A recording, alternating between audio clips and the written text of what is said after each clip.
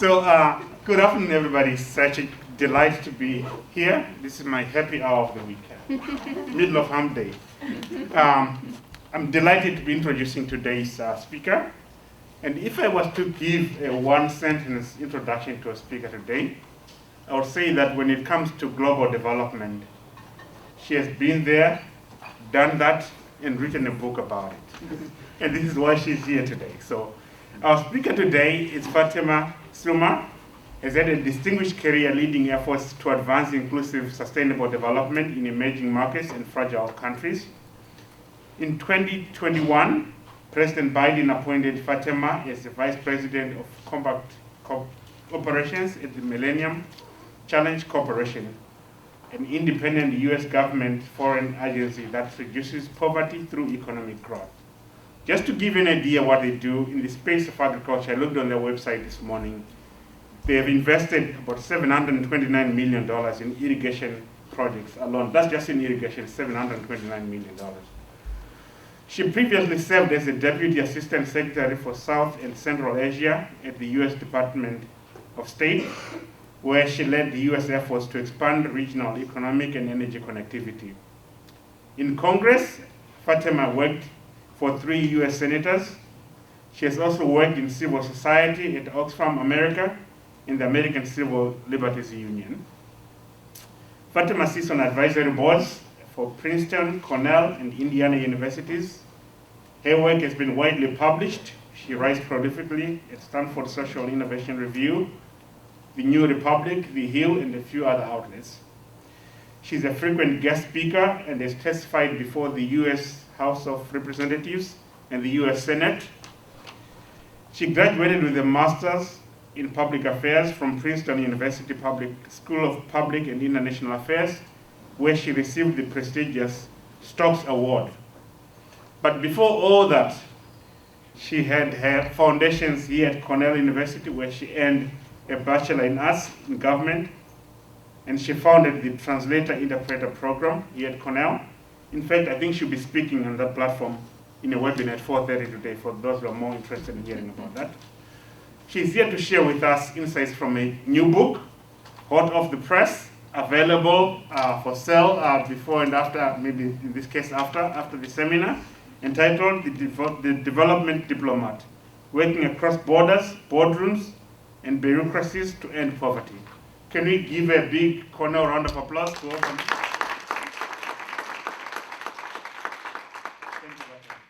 So Professor Mabaya, is my mic on okay first? Let me just check. Okay, it is really great to be here with you, Luis, with you. And I'm so happy to see all of you in person, for those of you that could join, and for all of you online. I'm so appreciative that you guys took the time to be with us here today. So guys, I'm really excited to be here because 20 years ago, I was in your shoes, literally sitting in the seat, although your facilities here are much nicer than when I was here back in the day. And I hear everything has been upgraded, the dorms, the residence halls, the food. So you guys have it pretty good. I'm very jealous walking around campus. And I wanted to come here because Cornell has had a very special place in my heart. As Professor Mabaya said, I graduated from here, but more importantly, I met my husband here. All my best friends are from here.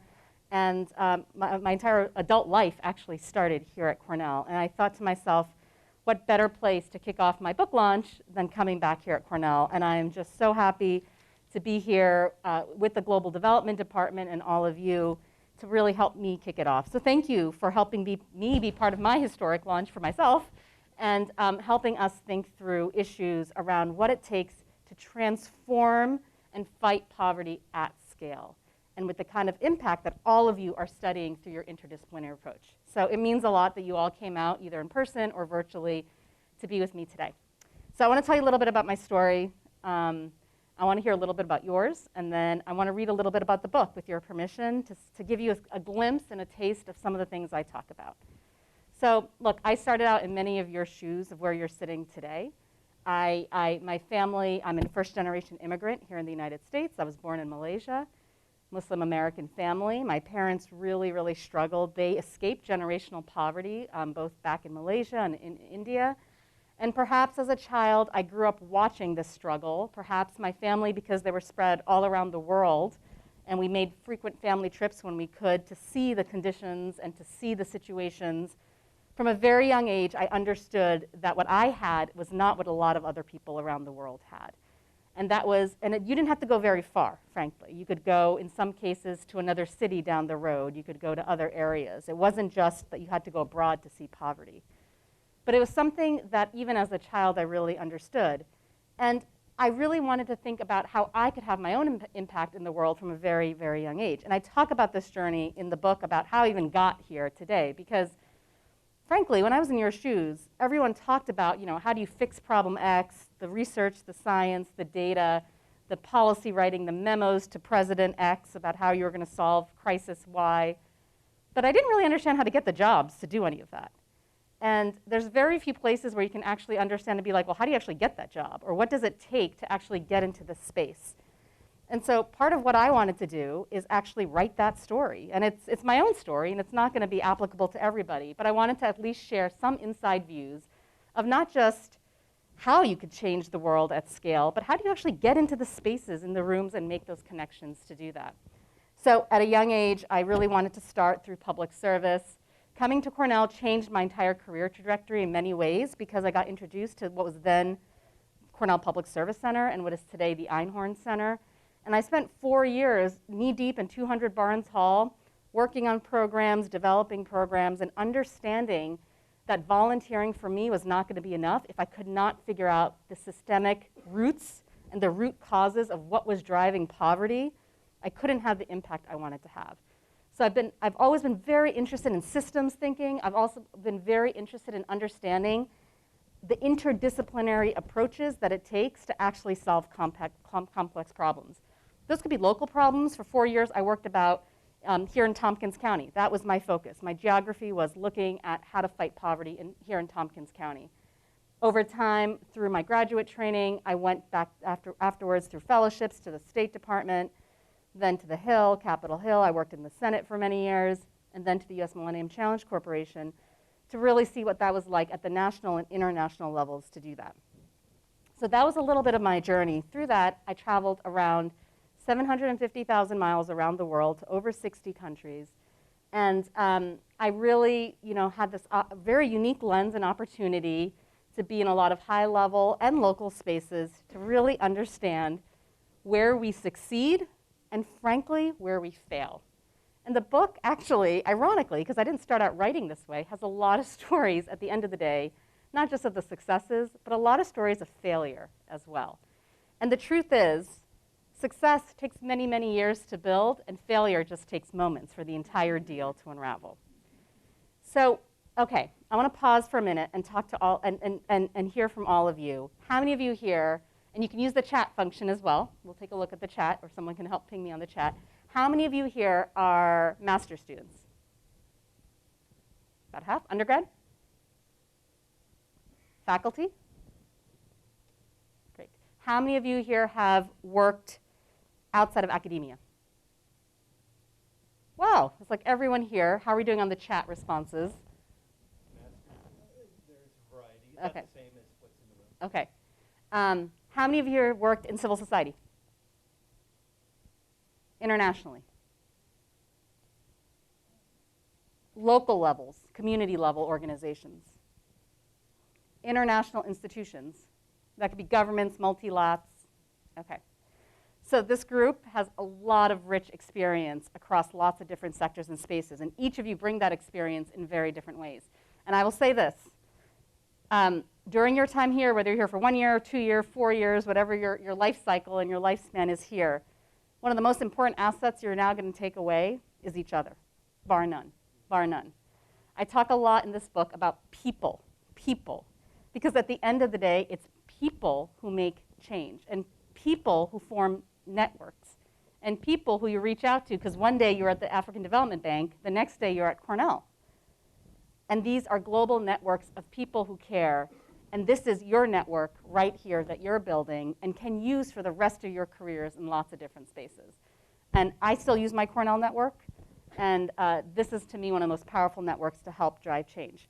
So one of the things I saw, and one of the thesis of this book is actually quite simple. I started my entire career in the foreign policy, national security spaces. I went to 2 fancy Ivy League universities. I got all the awards. I did all the right things. I got all the right grades. I wrote all the right papers. I never took a single international development class in my entire career. And today I lead some of our largest programs for development on behalf of the US government. And I've been in the international development space now for the past decade, but the way I got there was a very funny story, and that's literally what the whole book is about. But because I was in all these foreign policy, national security spaces, and then I came back to the international development world, what I saw is that we are talking past each other all the time, all the time. So if you're over here, foreign policy, national security, you could be in the diplomatic corps, you could be in foreign affairs ministries, you could be in finance ministries, other kind of, you could be politicians, you could be running MPs, running for office, right? Focused on your country's foreign policy, national security. You have a whole lens and way of thinking that puts your national interests first and foremost, and that's what you care most about in your Venn diagram, right? You come over here to the international development side, what are you based on? You're using evidence, data, research. You care a lot about fighting poverty, talking about vulnerable, marginalized groups. It's the space in between, and there's a Venn diagram in the book that actually maps out this entire space in between, where there's significant overlap of interests, opportunity, to actually do transformative development. But the truth is, most of us either stay over here on the outside circle or over here, because that's how we're trained. That's actually how we're trained. And the incentives in our field for promotion, for job security, for publication, actually, there's not a lot of incentives to be in this space, formally, in your careers. You don't get rewarded for doing a sabbatical and going from here to over here, because no one over here understands what these guys do over here, and vice versa, right? You see this not just between development and diplomacy, you see this between sectors. You see this between academia, and you see this between civil society. Academia and government, civil society and government, private sector and government, right? And it's a space in between when you bridge the silos, when you bridge across boardrooms, bureaucracies, and borders, where I think you can do transformative things at scale to fight global poverty. Now, here's a really simple truth, and a hard truth for me to digest. For most of my life, and I graduated 20 years ago because you can all do the math, for most of my life, the world made tremendous progress to successfully fight poverty at scale. So think about it. In the 1960s, how many of you were born around in the 1960s? Okay, so not as many hands are going up here. In the 1960s, 80% of the world, somewhere around 80% of the world lived in extreme poverty. That was 60 years ago. 60 years ago. We've gotten that number down quite a bit during my lifetime. But here's the hard truth.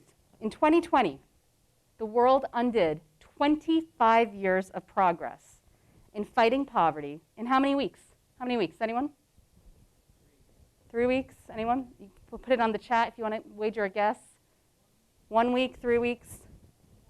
10. Anyone in the chat? Professor Mabai is at 20. Not yet. Okay, here's an easy stat to remember. 15. In 2020, the world undid 25 years of progress in 25 weeks. That is how fragile our gains are when it comes to fighting poverty. That does not even begin to take into account growing rates of extreme inequality, right? So traditionally, if you look at poverty, you're looking at World Bank classifications. Lower income countries, lower middle income countries, per capita GNI that the World Bank sets.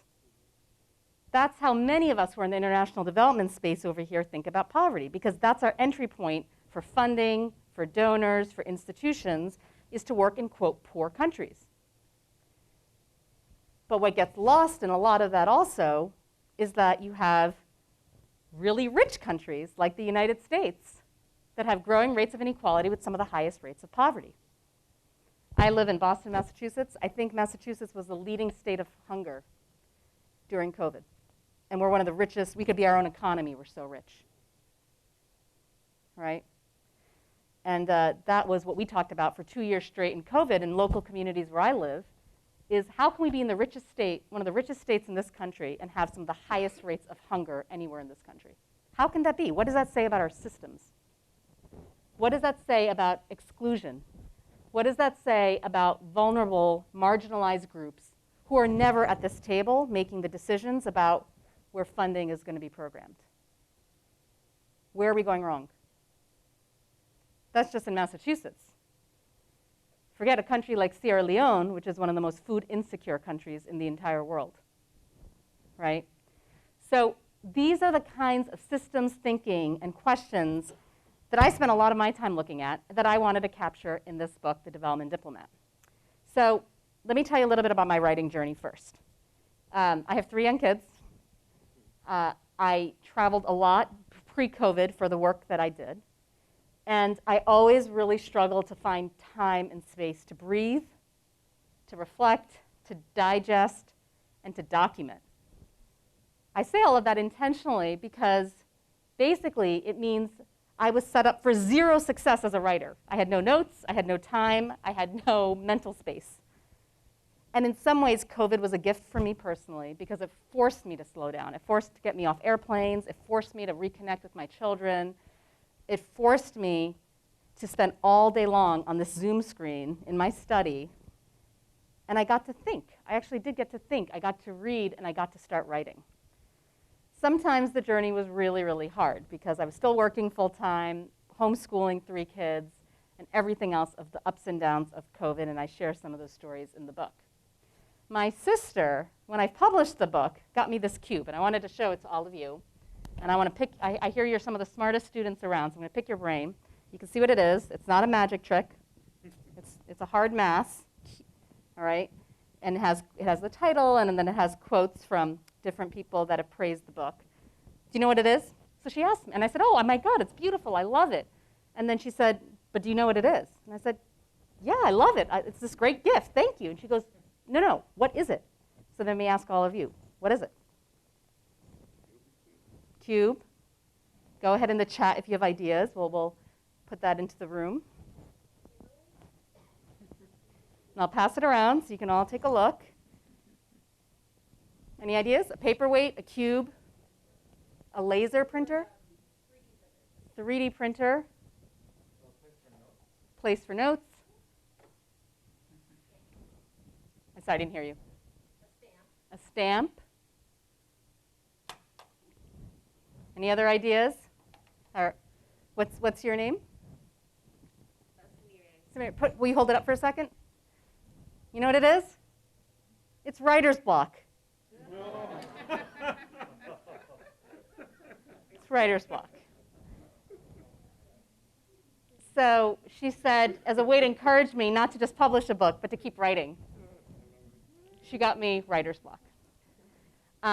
Wanted to share that. I promised her I would say that in every one of my talks because I thought it was so cute myself.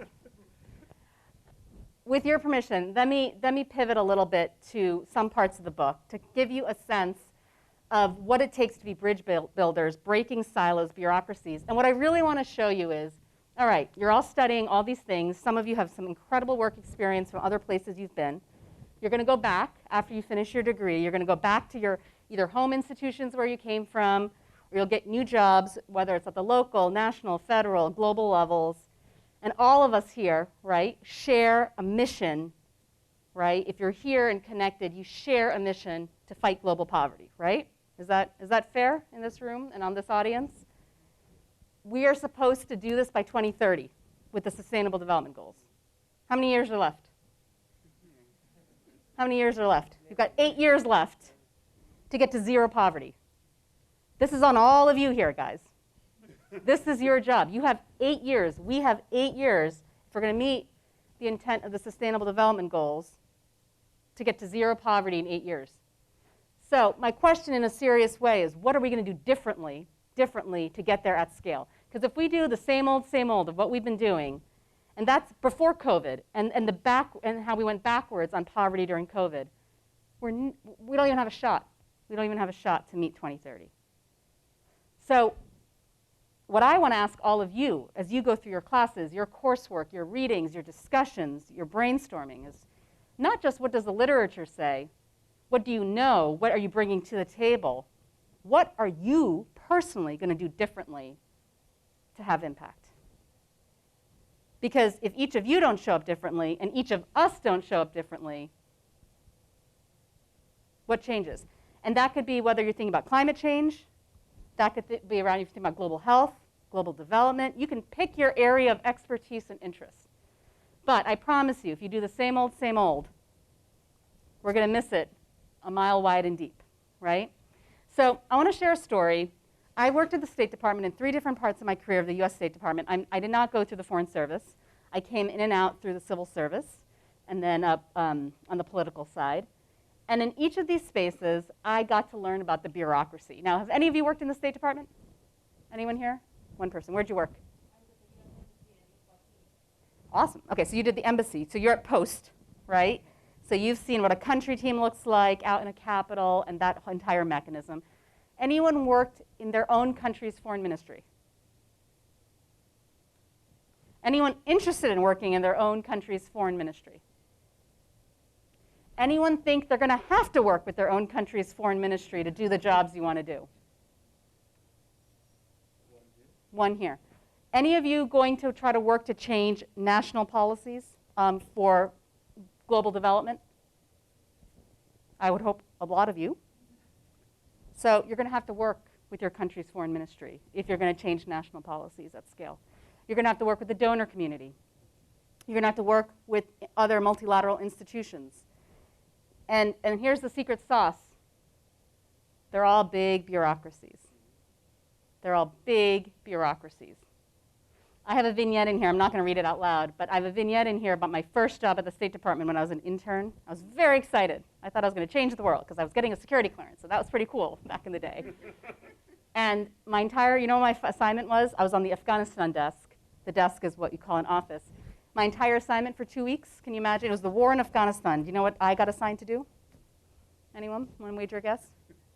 I was a graduate intern, very eager, bright, ready to take on the world, ready to tap into enthusiasm.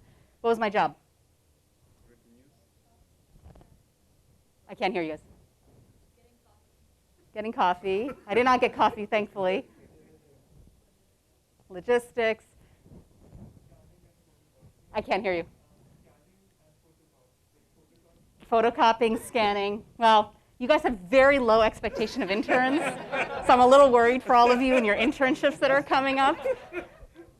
I don't treat my interns like that, by the way. So no, but in a serious way, the assignments I was given was I got, and this is in the book, I got a copy of the building, a map of the building.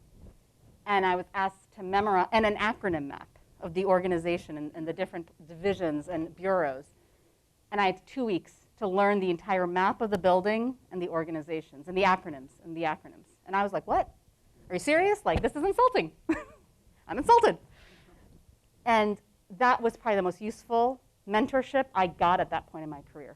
It was so critical because if you don't actually know how to get around this physical maze of a bazillion square feet and corridors and 44 different elevators that do not connect to each other and get to different places, and if you don't understand that every sentence is an acronym with ands, tos, ors, and okays, and there are no other words in there, and then you get a real assignment, you're of zero value to your teams.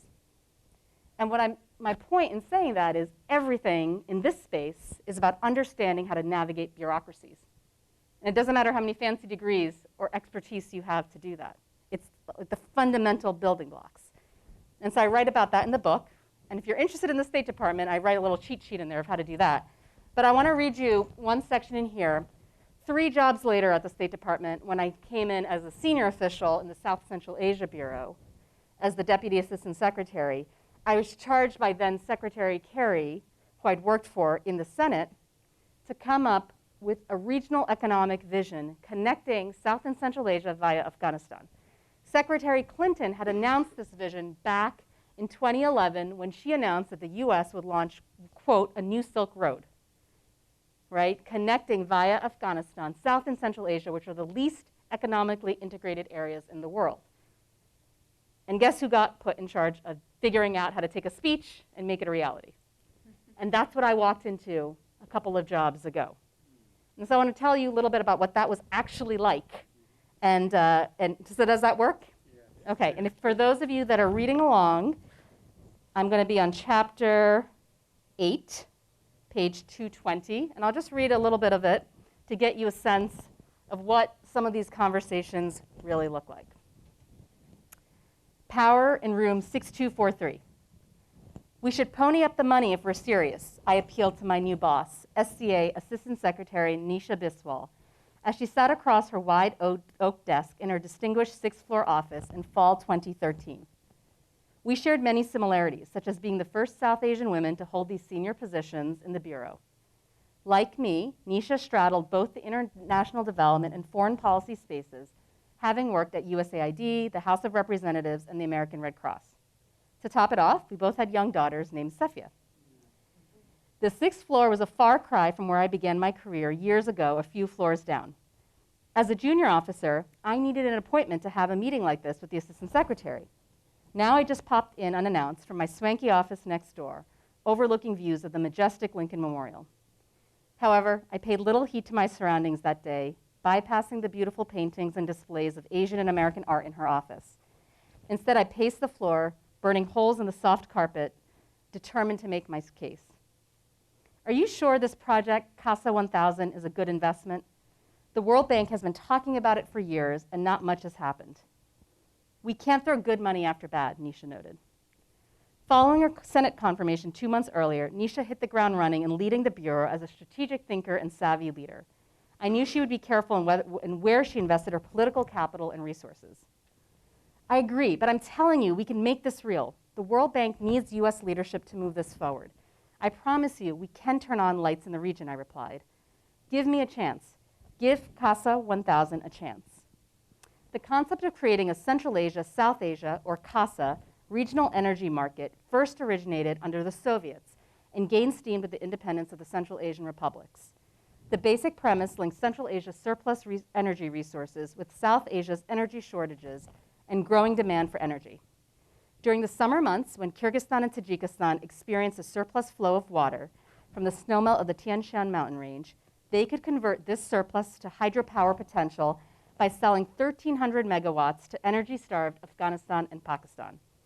This project, known as CASA 1000 for the 1,000 megawatts that would eventually reach Pakistan, could be a significant opportunity to invest in the region's economic potential and develop a nascent regional energy market benefiting 16 million Pakistanis. It would boost desperately needed income and economic diversification for the entire region while simultaneously providing clean energy. All 4 countries shared crippling economic challenges. Landlocked Kyrgyzstan and Tajikistan were the poorest of the Central Asian republics, with their GNI per capita below $1,000, in stark contrast to India's GNI, which was more than double. Afghanistan needed to find sustainable sources of long-term inclusive growth outside of wartime foreign aid, for which a well-functioning energy sector remained critical. Finally, Pakistan faced one of the worst energy crises in its history, resulting from massive blackouts and economic losses. In my first few months on the job in fall 2013, I struggled to find tangible development projects to make the New Silk Road vision a reality. My staff informed me CASA 1000 could be one of our signature investments if we could breathe some life into it. Development experts talked about its potential for years, but the project lacked the political momentum or diplomatic leadership to make it happen across the 4 countries. CASA 1000 could be the opportunity to boost economic prosperity in one of the poorest parts of the world, while bringing greater regional stability. Its payoff could be enormous. I'm going to skip ahead a little bit as I read. The first step required US leadership to support CASA 1000 in tangible ways. In addition to speeches such as the one Secretary Clinton delivered in India in 2011, we needed to break the political logjams and fill the massive financing gaps facing Tajikistan and Kyrgyzstan. I remain convinced that if the US government could offer grant financing, it could unlock funding from others, particularly multilateral institutions such as the World Bank and Islamic Development Bank and bilateral development agencies. Project financing for complex infrastructure projects in developing countries remained a significant challenge for multiple reasons, such as lack of access to finance for concessional lending and grants, inability to develop projects to required levels of bankability, lack of know-how on complex project management and execution, and political and security risks in the region. When the United States backed a major development project, it could leverage precious grant dollars from multilateral financing and signal an acceptable level of political risk. This support paved the way for reluctant investors to come online. And as the largest shareholder of the World Bank, the United States played a pivotal leadership role in influencing and shaping global development priorities. Investing US funds in the project would extend strong support for the bank's International Development Association, aide, which provided low-interest loans and grants to the world's poorest countries for the 4 CASA countries. Now, I knew it would be hard to find funds within the State Department or USAID for CASA 1000, since most development funding showed up in bilateral country budgets, earmarked for a specific country, not accounts tagged for a region. Historically, funding for regional projects was limited. Country teams set aside their budgets for priorities years in advance, making it near impossible to secure last-minute funding for expensive regional projects. Moreover, Tajikistan and Kyrgyzstan received only a tiny fraction of the development funds that Afghanistan and Pakistan received, given the US war in Afghanistan. Most of the available US development funds sat in the Afghanistan and Pakistan accounts, not in the Central Asians. As a result, I first lobbied my Afghanistan and Pakistan colleagues to invest funds from their, quote, AFPAC budgets for CASA 1000. My goal was to convince them that this project would not be a white elephant. Successful lobbying required a political plan for bringing the 4 countries together on the same timeline, a daunting prospect given the lack of trust and cooperation between the region's political leaders. There was no proof of concept the region could work together on something so massive, having never accomplished anything on this scale. The economics of the project needed to make sense, especially when the project required building over 1,000 kilometers of transmission lines in an active war zone. With many volatile variables to consider, no one wanted to waste time or money on the wrong development investment. After weeks of internally making a case for CASA 1000 within the halls of both the State Department and USAID, I realized I would not succeed. It's just not going to happen, one SRAP advisor told me privately. The funds will not be released, even though the project could be a win-win. In addition to the challenging regional context, my AFPAC colleagues were reluctant to fill the funding gap for countries outside of their mandate. Sharing bilateral resources for regional projects was complicated given how budgets were set up and approved, a lengthy multi-year process requiring approvals from the State Department, the White House, the Office of Management and Budget, and Congress. It could also raise problematic questions in Congress. And on a personal level, some ill will may have lingered in the AFPAC teams over my role on the earlier Senate Foreign Relations Committee Afghan aid report, where I criticized how US development funds were spent in Afghanistan, although no one admitted so. While disappointed, I was not deterred. Time for a plan B, which brought me to Nisha's desk that fall day. Well, where will you get the money from since SRAP is saying no? I'm going to sweep the Central Asia Regional Affairs budget, which I manage, for funds. It means investing in one big bet, so it's a calculated risk, but I think we should take it. Investing most of the regional budget for one project meant turning down other worthy opportunities. None of these smaller projects, however, could reach as many people at scale the way CASA 1000 could across the 4 countries. By investing a few $1 million, the United States could leverage over $1 billion of project finance, generating a massive return of investment for millions of people. Nisha gave me the green light, and within weeks, the State Department announced the United States would commit $15 million in financing towards CASA 1000. Contributing US financing changed the political momentum going into 2014 on the entire project. Overnight, the 4 CASA countries and our European allies paid closer attention to CASA 1000. Something must be going on if the Americans were supporting it. The move to contribute even a symbolic amount of funding was a significant win for development diplomacy. American financing typically unlocked, incentivized, and crowded in multilateral financing from others. Achieving this outcome required seeing past structural barriers, strategically using regional funds, and looking for creative solutions to work in new ways within the US bureaucracy. Quote, the United States signaling its financial and political support for CASA 1000 is a game changer. Saroj Kumar Jha, the World Bank's regional director for Central Asia, told me. It means the Americans are serious in their commitment to the project.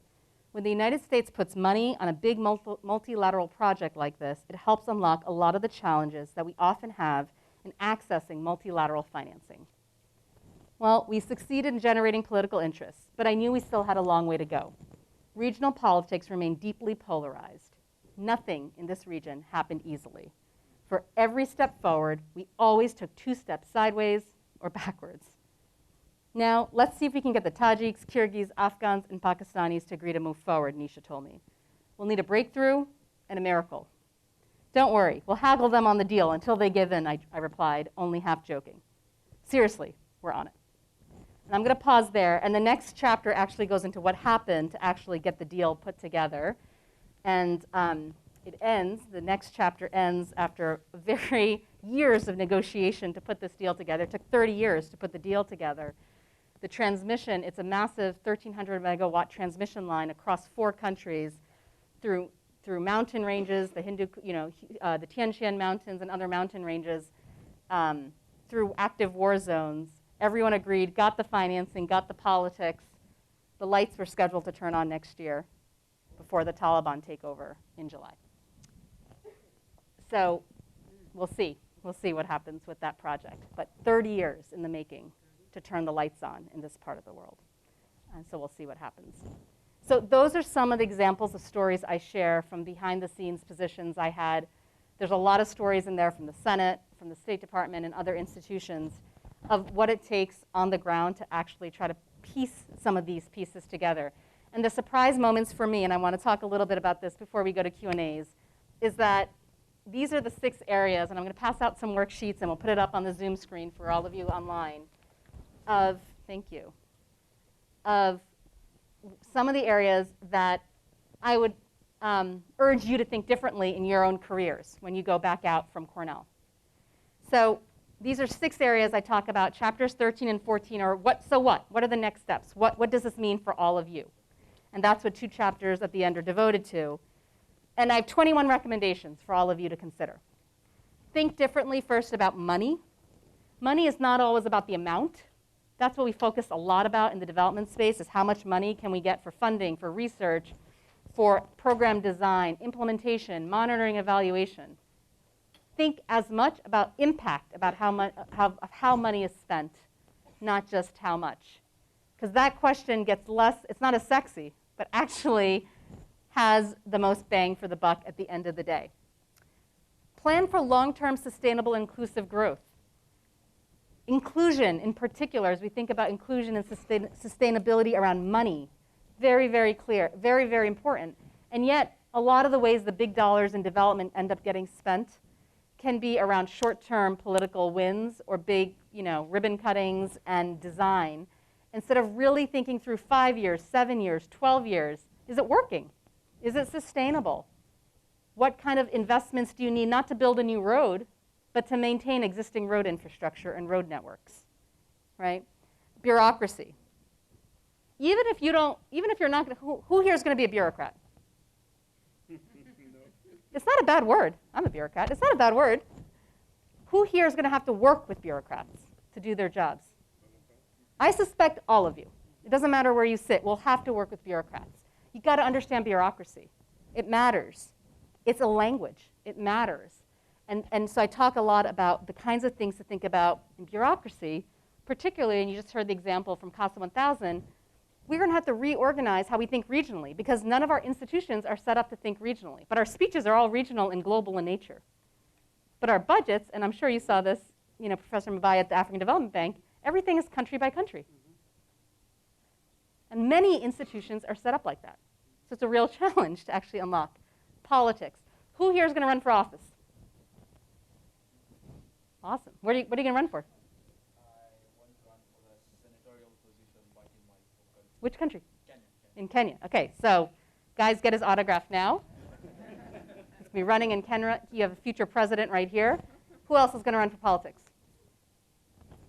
Who here, anyone in the chat, going to run for office? Not yet. Okay. Who here is going to work for politicians at any point in their career? Who are you going to work for? Which country? In German, the development ministry. Who else? Yeah. Oh, you bet. Do you guys know each other? All right. You're connected? All right. Did you raise your hand? Oh, sorry. Did someone else raise their hand? Okay. So two people, 3 people on the political space. I promise you, if you're going to go out into the field and out in the world in global development, you're going to have to interact with politicians. You're going to have to interact with politicians. They could be the line minister in the technical ministry that you're working on, that you have to work with or through, right? They could be MPs. They could be people in Congress that you have to lobby. They could be people at the local level. It's not all, politics isn't always obviously at the national level. It could be at the local level. You have to deal with mayors and convince them to get clean sanitation stations and clean water to prevent outbreaks of COVID, and hand washing stations. And you got to convince local mayors to do these kind of things, right? So all of us, if you're going to be in the development space, need to understand, interact, and work to understand. Because if you don't understand it, how are you going to convince them? How are you going to convince them? Some of the most valuable training I got in my entire career was actually working on the Hill and working for politicians to see it from their lens and understand what goes on in them making decisions. Really quickly, language, emotional intelligence, and diversity. Happy to talk more about that in the Q&A, but language, what do you think of when you think about language? Give me an example. Just you can shout it out. Yep.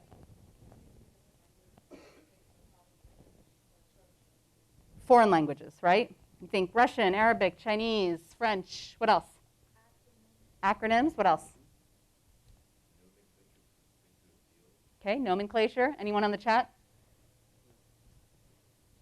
Language often, not always, often tends to be around foreign language. Learn a new language, speak a new language. Very important, but I'm going to argue necessary but insufficient. Language is body language, eye contact. Language is cultural context. Language is acronyms, right? There's multiple ways to think about the word language. We often, though, only think about it from one lens, right? We're all adapting to Zoom and Microsoft Teams and other virtual tech platforms. How are we going to think about language on these platforms as well of how we communicate, right? I'm going to switch gears really fast before we do questions, just to say in the book, and I'm going to pass out handouts, and it's on the screen. Because I'm here in academia, I have ideas for curriculum. So for all of you on faculty, as you're thinking through different ways to think about curriculum, here are some ideas of contexts and different ways that we can think about bridging this space. Because oftentimes, if you don't do it in college, you don't do it in graduate school, you don't do it in your training grounds of your career, early in your career, you become siloed by default very, very quickly, and you don't even realize it till you're sitting in my shoes, and you're like, how did I never take a global development class? And I can't afford now to go back to college.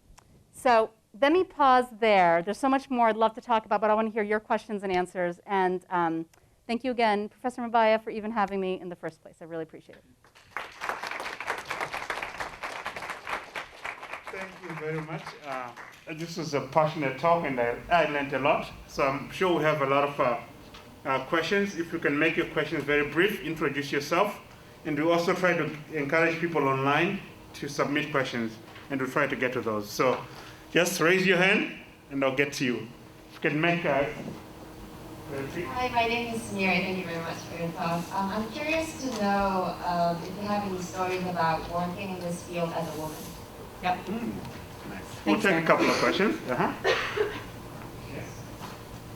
Hi, my name is Emily. I'm also an MBA student with Mary.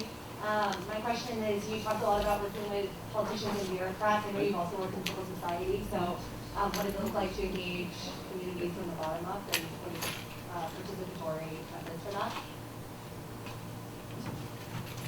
Another question? Let's start with those. Okay, great. A lot of my stories are actually the perspective of someone who often was the only woman in the room, the only minority in the room. I mean, I worked in the US Senate, so this is largely a white male context and maybe one of the least diverse places to work institutionally, maybe in the world, actually. So a lot of my stories actually reflect what it takes to kind of break some of these cultural and diversity barriers, not just how to get in the room, but how to stay in the room. Not just how to stay in the room, but what shape is this table? This is an easy question, guys. What shape is this table? A rectangle, right? A lot of big bureaucracies, you'll notice, go look, if you want to talk about participatory consultation, look at the shape of the table. A lot of them are rectangles. Why? Why are they rectangles? The head of the table. Because it has a head of a table. So a lot of my stories inadvertently are about, if this is the room, can you imagine that this is the room? In the beginning, when I was an intern, I'd be so excited if I got like a space on the wall, and I was like, oh my God, I'm in the room. Like, this is very exciting. I have no role. I don't have to say anything. I don't even have to do anything. I'm not even allowed like a notebook because it could be classified. But I could be like this, say nothing, speak nothing, don't make any waves, but so excited to be in the room, right? This is like 5 years of my career right here. Very exciting, guys. Took me a long time to get here, right? Eventually, if that's the head, eventually I got like a stool over here, right? And over time, I got to move closer and closer over here. You know, when you think about participatory consultations, and I'll talk about civil society in a moment. First, I'm going to talk about bureaucracies, and then I'll go to civil society. Eventually, you're all here at Cornell, so it doesn't matter how you got here. It doesn't matter if you started with 0 privilege or you started with a lot of privilege. Now you're all here, and so you leave with a lot of privilege by default, in my mind, right? You're all already in the room in some way, shape, or form. You're actually physically in the room in some way, shape, or form, right? The question is, what do you do with your seat? What do you do with your seat? Are you willing to give it up for someone else? Are you willing to scoot down so someone else from the wall can come over here? Are you willing to literally go to procurement and the people that do building administration and say, I know this is a total pain, but I don't want rectangular tables anymore. I only want circle tables. Which is a weird thing when you think about it, but it changes the entire dynamic. It changes the entire dynamic because then you start thinking about inclusion. By default, you think about exclusion. Who's not in the room? Whose voices are not being discussed at all? Who are we forgetting and who are we deciding for by default because we think we're doing the best we can? Civil society. I spent the last 3 years before I came back to government in civil society, both based in the US but visiting our country partners in many places around the world. You know, participatory bottom-up inclusion is incredibly important. It's probably more important than ever before. But connecting those dots to decision makers is also really important. And that connective tissue is really important. It can be getting people in the room. That's not always the goal. That doesn't always need to be the goal. But it can mean making sure their perspectives are represented and there. Sometimes, you know what it means? And this sounds very shocking even for my own experience as an organization. Sometimes it means taking this person, who I may work for or with, or maybe me, and saying, I'm not going to deliver the speech. I'm going to give it to my local country partner to deliver the speech in the local language instead and give up my power so he or she can actually be there when the UN World Food Program chief arrives. And it's not going to be me from a big fancy INGO. This sounds, on the face of it, easy and right. Reality is very, very hard because you're giving up your power for somebody else. You're giving up your power for somebody else. And so when we ask others to give up their power for us, think about the work you need to do to give up your power for somebody else.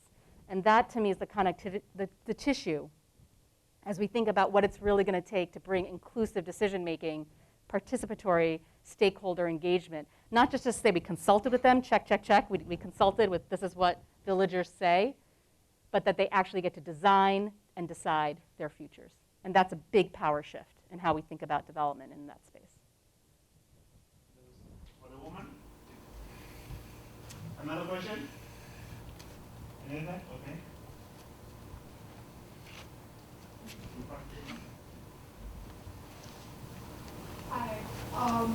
So you talked about working with politicians and working with the community itself, but to what extent, like throughout your career, have you been working with like third-party research teams or like social scientists to come up with solutions? So the question was, to what extent in my career have I worked with third-party scientists, researchers, others to bring in input, right?